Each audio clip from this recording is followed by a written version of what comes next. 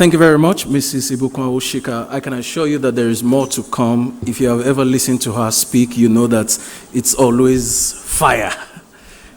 Please, let's give her a round of applause once again.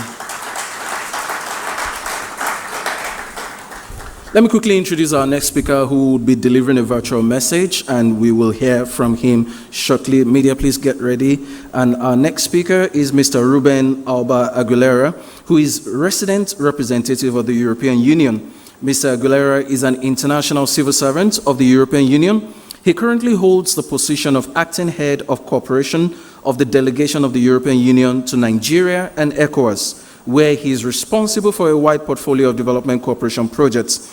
Over the last 15 years, he has worked for the European Union in the area of development cooperation in various positions both in Brussels, Belgium, and in the EU delegations in Guatemala, Rwanda, Djibouti, and the African Union, Ethiopia.